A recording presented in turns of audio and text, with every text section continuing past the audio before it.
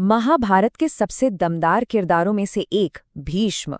उनकी कहानी ना एक श्राप से शुरू होती है। एक ऐसा श्राप जिसने सिर्फ उनका भाग्य ही नहीं गढ़ा बल्कि एक पूरी किंवदंती को जन्म दे दिया।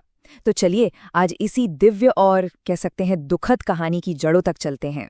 सोचिए, उनके नाम का मतलब ही है वो जिसने भीषण प्रतिज्ञा ली हो।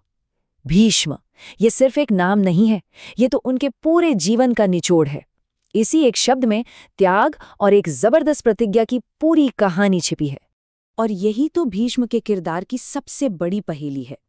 एक तरफ वो एक अजेय योद्धा थे, एक पूरे राजवंश के पितामह, और दूसरी तरफ उन्होंने आजीवन ब्रह्मचर्य का व्रत ले लिया।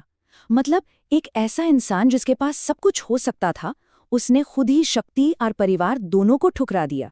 तो सवाल उठता है, आखिर कोई इतना बड़ा बलिदान क्यों देगा? और इसी सवाल का जवाब ना एक बहुत ही रहस्यमयी कहानी में छिपा है। आज हम मिलके उसी कहानी की परतें खोलेंगे। तो इस कहानी की जड़ तक पहुंचने के लिए हमें थोड़ा समय में पीछे चलना होगा, देवलोक में। वहीं पर भीष्म की किस्मत का ताना बाना बुना गया था। ये कहानी जुड़ी है अष्टवसुओं से। ये 8 दिव्य देवता थे। समझिए कि प्रकृति के मूल तत्व और ब्रह्मांड की ऊर्जा के रक्षक। यही वो शक्तियां थीं जो पूरे कॉस्मिक बैलेंस को बनाए रखती थीं। जैसा कि देख सकते हैं, हर वस्तु एक खास शक्ति का प्रतीक था। धर यानी पृथ्वी, अनल यानी अग्नि, अनिल यानी वायु, और ऐसे ही बाकी सब भी।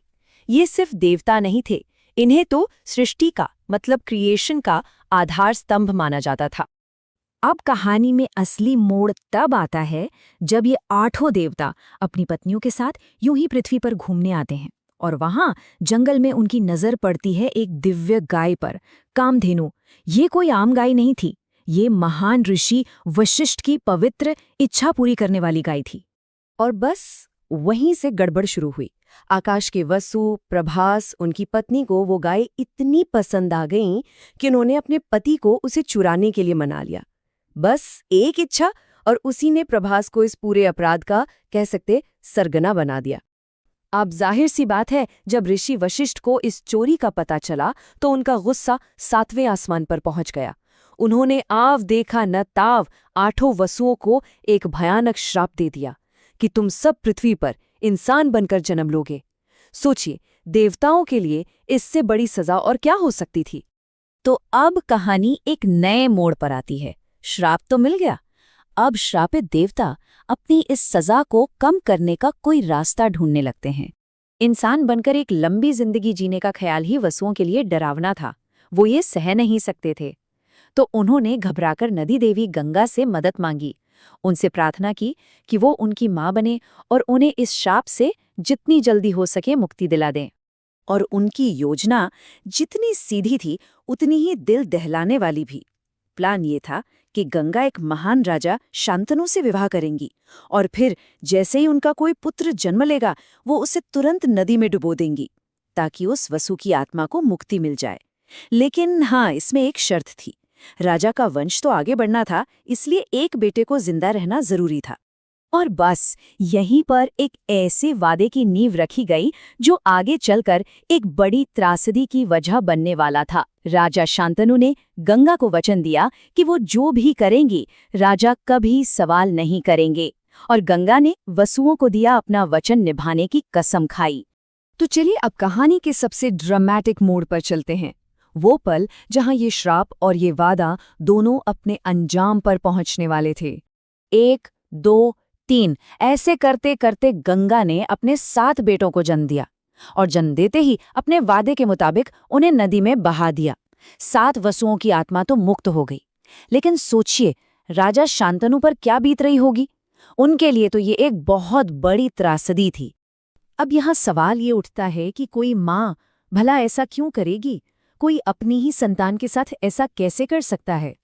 इसका जवाब हमें इंसानी नजरिए से नहीं बल्कि एक दिव्य नजरिए से मिलता है। ये क्रूरता नहीं बल्कि एक तरह की दया थी। गंगा जब भी अपने एक बेटे को नदी में बहाती तो वो दरअसल एक दिव्य आत्मा को इस नश्वर जीवन की कैद और दुखों से आजाद कर रही थी। लेकिन जब 8वें बेटे का जन्म हुआ तो राजा शांतनु का सब्र का बांध टूट गया। वो और नहीं सह पाए। उन्होंने अपना वचन तोड़ा और गंगा को रोक लिया, अपने आखिरी बेटे को बचाने के लिए। और यहीं पर सारा रहस्य खुल जाता है। ये 8वां बेटा कोई और नहीं बल्कि प्रभास था। जी हाँ, वही वसु जो इस चोरी का मास्टरमाइंड था। और इसीलिए उसका श्राप सबसे भारी था। उसे इस पृथ्वी पर एक पूरी लंबी जिंदगी जीनी थी और अपने किए का फल भुगतना था। मतलब उस श्राप का पूरा बोझ उठाना था। तो अब ये कहानी आकर जुड़ती है उस शख्स से जहां से हमने इसे शुरू किया था। ये दिखाता है कि कैसे एक दिव्य अतीत, एक गलती, एक नश्वर की किस्मत को तय कर देती है। इस 8वें बेटे का नाम रखा गया देवव्रत। और यही देवव्रत अपने पिता की खुशी के लिए एक ऐसा बलिदान देते हैं जो इतिहास में अमर हो जाता है। वो सिंहासन छोड़ देते हैं, शादी करने से मना कर देते हैं और लेते हैं आजीवन ब्रह्मचर्य की एक भीषण प्रतिज्ञा। और इसी भीषण प्रतिज्ञा की वजह से देवव्रत कहलाए भीष्म।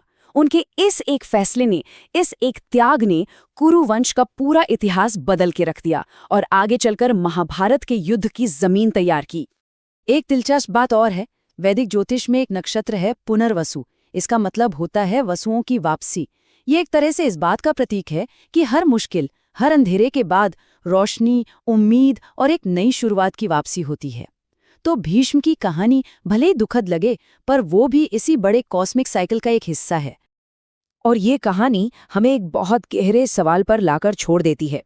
क्या एक ऐसा जीवन जो किस्मत ने पहले से तय कर दिया हो एक श्राप है, या फिर ये कर्तव्य की सबसे बड़ी और आखिरी परीक्षा है? भीष्म का जीवन जो एक श्राप से शुरू हुआ और धर्म निभाने पर खत्म हुआ, उसे एक त्रासदी माना जाए या बलिदान की सबसे बड़ी मिसाल? ये सोचने वाली बात है।